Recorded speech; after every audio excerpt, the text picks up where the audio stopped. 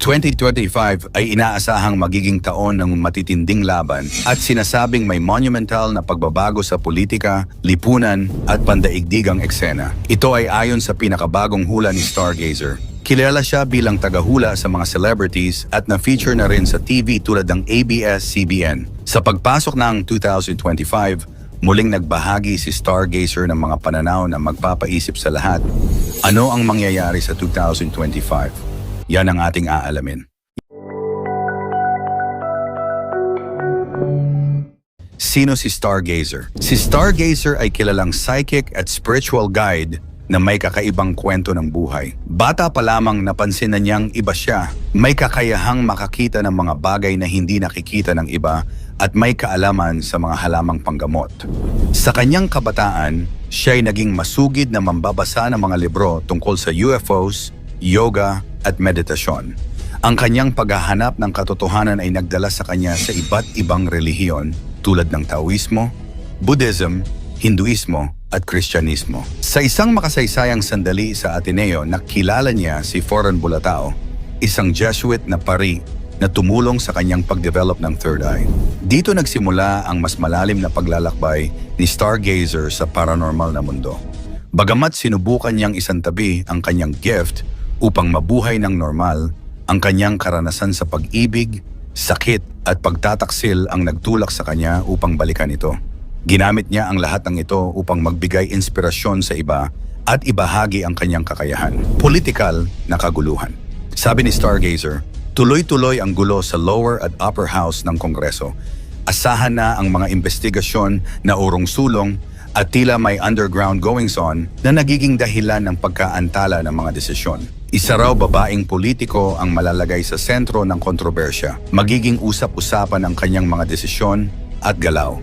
Dagdag pa rito, magkakaroon ng mga rebelde at discontented groups na magpapalala sa sitwasyon.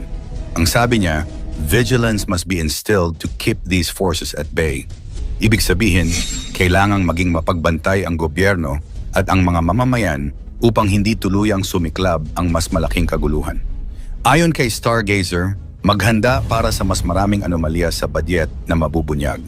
Binanggit ni Stargazer na ang mga revelasyong ito ay nangyayari na.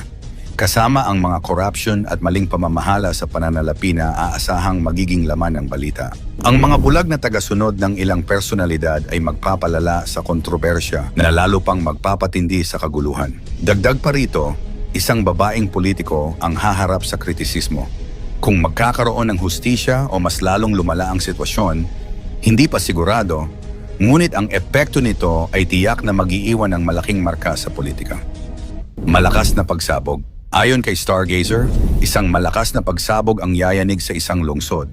Hindi lamang ito simpleng aksidente, kundi tila isang makapangyarihang pangyayari na magdudulot ng matinding takot, pagkabahala at galit sa mga mamamayan. Ang eksaktong lokasyon o dahilan ng pagsabog ay nananatiling misteryo, ngunit ang epekto nito ay inaasahang malala at nagbabadya ng mas malalim na usapin tungkol sa seguridad at kapayapaan.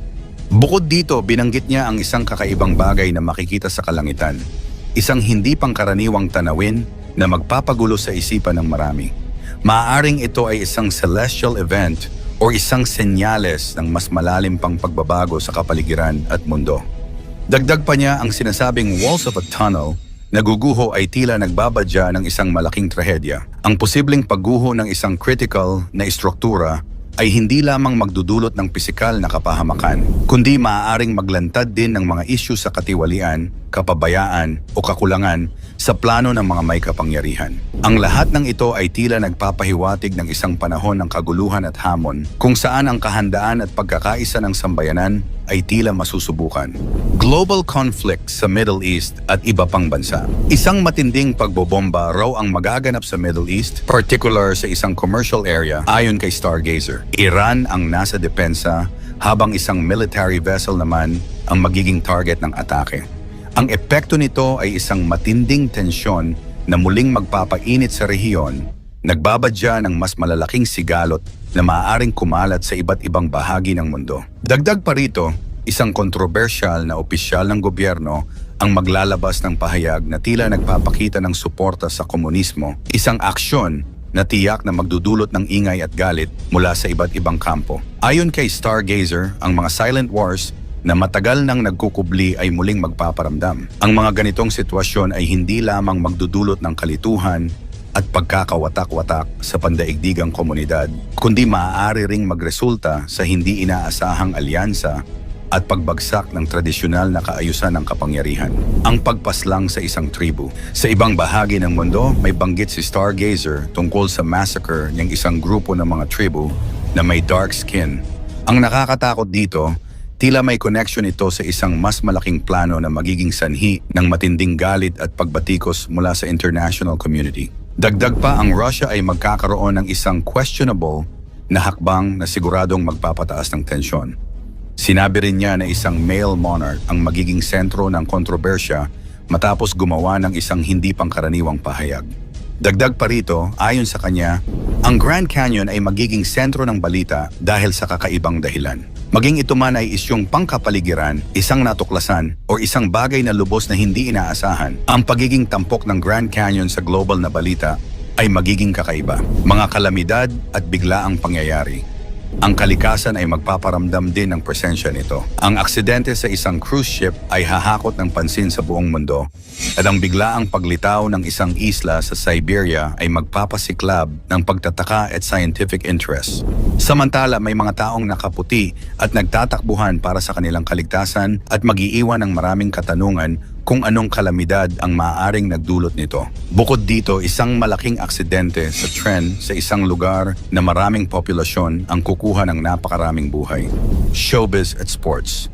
Sa gitna ng kaguluhan, may mabuting balita para sa industriya ng showbiz. Sina Catherine Bernardo at Alden Richards o Kathden ay magtatamasa ng kanilang matamis na tagumpay.